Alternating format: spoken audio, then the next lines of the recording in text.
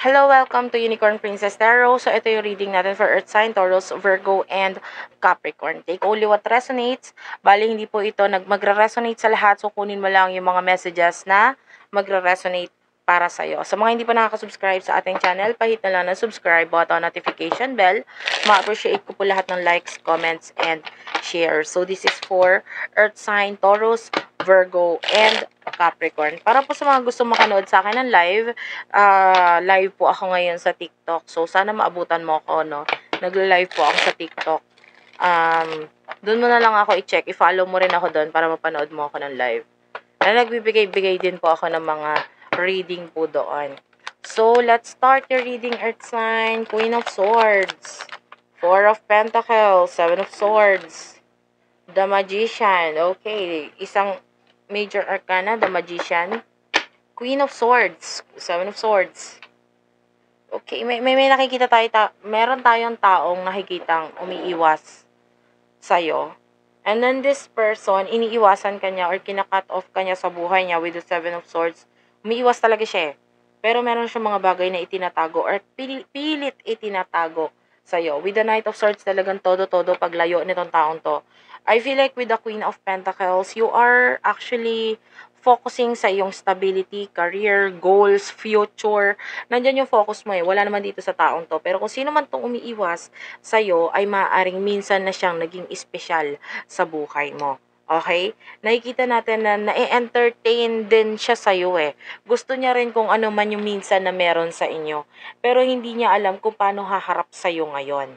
Okay? So, ito yung nagiging major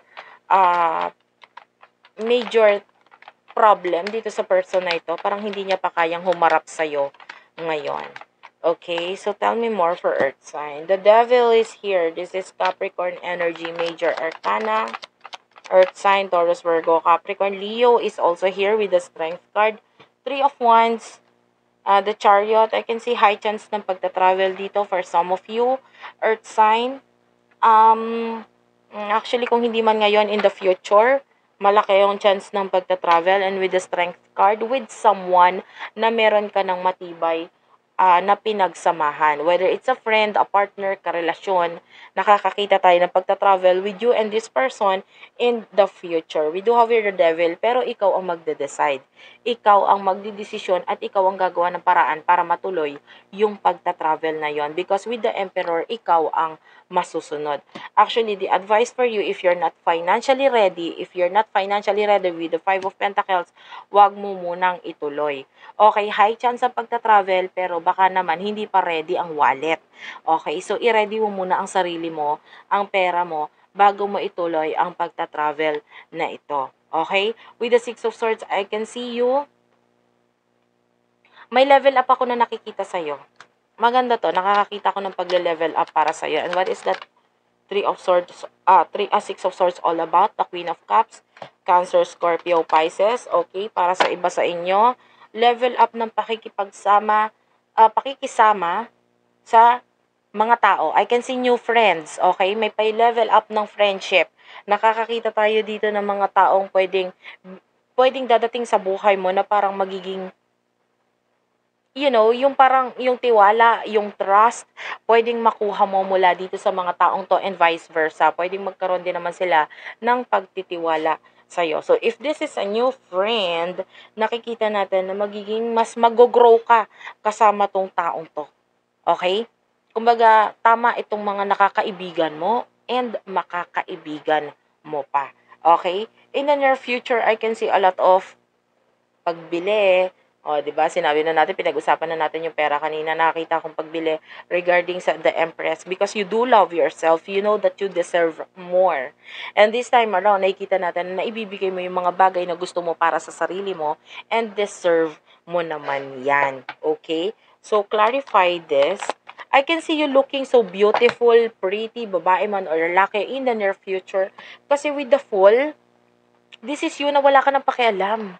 Wala ka ng pakialam sa kung ano sasabihin nila. Pag gusto ko, gusto ko.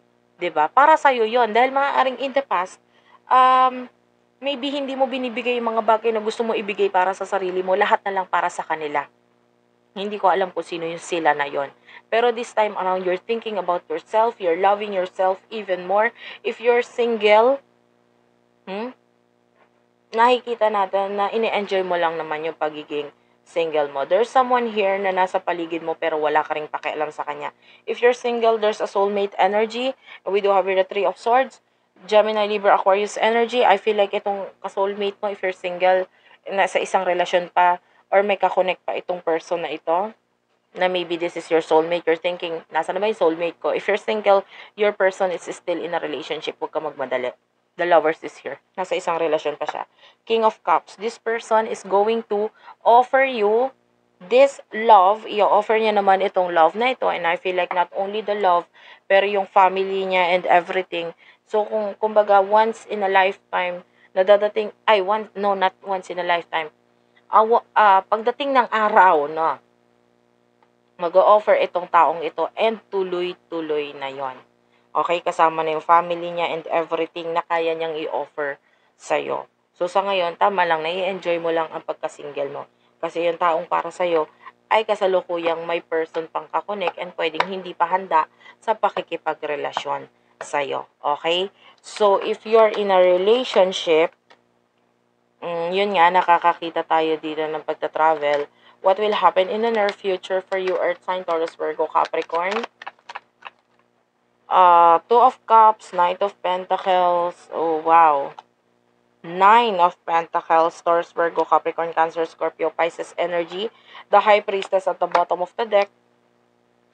In the near future, okay. Para doon sa mga single na sabihin, maghihiwalay na ba sila ng person niya? Hindi pa nga eh. Huwag ka mag-focus muna doon sa future mo na nandun na agad yung person mo. Wala pa. For what I can see here with the Two of Cups, magandang connection pagdating sa trabaho, career, pera. Okay? Nakakakita tayo ng success.